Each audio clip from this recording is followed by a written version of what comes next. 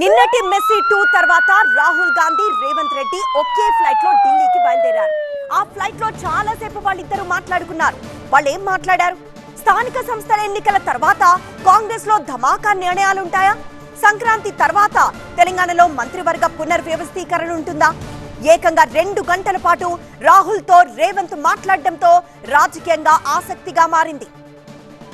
విడిగా ఢిల్లీలో రాహుల్ తో ఇంతసేపు సమావేశమయ్యే అవకాశం కుదరకపోవచ్చేమో, కానీ స్పెషల్ ఫ్లైట్ లో 2 గంటల ప్రయాణ సమయంలో ప్రభుత్వ పనితీరు, పార్టీ బలోపేతం పై ఫోకస్ గానే మాటలు సాగినట్లు తెలుస్తోంది. రేవంత్ తో పాటు పిసిసి చీఫ్ కూడా ఫ్లైట్ లో ఉన్నారు. కేబినెట్ పునర్వ్యవస్థీకరణ, నామినేటెడ్ పదవులు సహా పంచాయతీ ఎన్నికలు, రైజింగ్ సమ్మిట్ పైనే ప్రధానంగా మాట్లాడుకున్నారు. పంచాయతీ ఎన్నికల్లో 60% పైగా స్థానాల్లో మద్దతుదారులు విజయం సాధించారని రాహుల్ కు వివరించారు సీఎం రేవంత్ రెడ్డి. ఇక 5.75 లక్షల కోట్ల పెట్టుబడి ఒప్పందాలతో రైజింగ్ సమ్మిట్ అంచనాలకు మించి విజయవంతమైందన్నారు.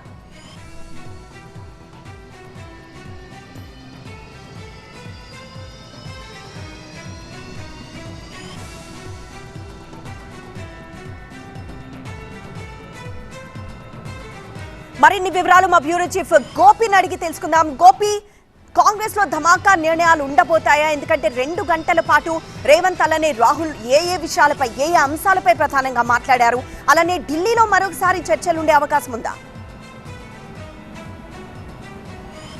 ఎస్, ఈరోజు ఓట్ చోర్ గద్దీ చోర్ భారీ ర్యాలీలో మరోసారి రాహుల్ గాంధీతో రేవంత్ రెడ్డి అలాగే పిసిసి డిప్యూటీ సీఎం వీరంతా కూడా పిచ్చపాటిగా మాట్లాడుకునే అవకాశం ఉంది. నిన్న ప్రధానంగా హైదరాబాద్ పర్యటన తర్వాత 2 గంటల పాటు ఫ్లైట్లో రాష్ట్రానికి సంబంధించిన కీలక అంశాలు, ముఖ్యంగా 2 ఏళ్ల పాలన తెలంగాణలో కాంగ్రెస్ ప్రభుత్వం పూర్తి చేసుకుంది. దీనికి సంబంధించి ఎప్పుడు సీఎం ఢిల్లీ వచ్చినా కూడా రాహుల్ గాంధీ ఆయనకి సమయం ఇవ్వడం లేదు, కలవడం లేదు అన్న చర్చలు బయట జరుగుతుంటాయి. కానీ 2 అవర్స్ నిన్న ఈ ఫ్లైట్ జర్నీలో, స్పెషల్ ఫ్లైట్ జర్నీలో చాలా కీలక అంశాన్ని ఈ నేతలు, ఇటు రేవంత్ రెడ్డి అలాగే మహేష్ కుమార్ గౌడ్, రాష్ట్రానికి సంబంధించిన పార్టీ, ప్రభుత్వానికి సంబంధించిన అంశాలని రాహుల్ గాంధీ వద్ద ప్రస్తావించడం జరిగింది. రాహుల్ గాంధీ కూడా రాష్ట్రంలో జరుగుతున్న పరిపాలన పట్ల అలాగే ప్రజా సంక్షేమం, ముఖ్యంగా పార్టీ ప్రభుత్వం వ్యవహరిస్తున్న తీరు పట్ల రేవంత్ రెడ్డికి అభినందనలు తెలిపినట్లుగా కూడా మనకు సమాచారం అందుతుంది. ఎందుకంటే పంచాయతీ ఎన్నికల్లో 60% పైగా ముఖ్యంగా కాంగ్రెస్కి సంబంధించి అభ్యర్థులు కానీ వీరంతా కూడా గెలిచారన్న అంశం, అలాగే తెలంగాణ రైజింగ్కి సంబంధించి పెట్టుబడులు 5.75 లక్షల కోట్ల పెట్టుబడులకు సంబంధించిన ఒప్పందాలకు సంబంధించిన విషయాన్ని, అలాగే క్యాబినెట్ విస్తరణ, నామినేటెడ్ పోస్టుల భర్తీ, ఇటువంటి అనేక అంశాలు వీరి మధ్య చర్చకు వచ్చినట్లుగా తెలుస్తుంది. సో త్వరలోనే దీనికి సంబంధించి క్యాబినెట్లో మంత్రుల పనితీరు ఆధారంగా, ఎందుకంటే హాఫ్ ఆఫ్ ది టర్మ్ పూర్తవుతుంది కాబట్టి మంత్రుల పనితీరు ఆధారంగా శాఖల్లో మార్పులు చేర్పులు చేసే అవకాశం ఉంది. అలాగే నామినేటెడ్ పోస్టుల భర్తీకి సంబంధించిన అంశం పైన కూడా నిర్ణయం తీసుకోవాల్సి ఉంది.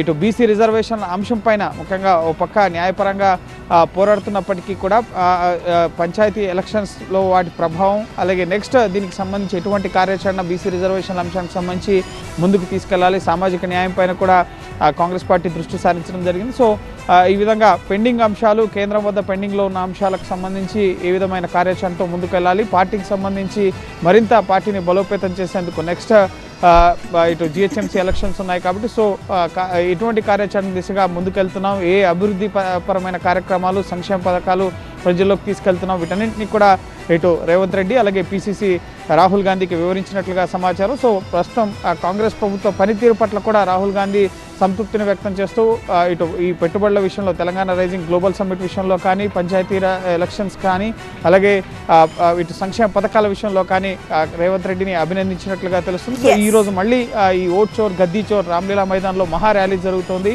మధ్యాహ్నం 2 గంటలకి ర్యాలీ ప్రారంభం కాబోతోంది. దేశవ్యాప్తంగా అన్ని రాష్ట్రాల నుంచి కూడా 5.5 కోట్ల సంతకాలని ఈ ఓట్ల చోరీకి వ్యతిరేకంగా సేకరించారు. వీటిని రాష్ట్రపతికి సమర్పించబోతున్నారు. సో ఈ ర్యాలీలో ఖర్గే అలాగే రాహుల్ ప్రసంగించబోతున్నారు. దీంట్లో కూడా తెలంగాణకు సంబంధించిన అంశాన్ని ప్రస్తావించే అవకాశం కనిపిస్తోంది.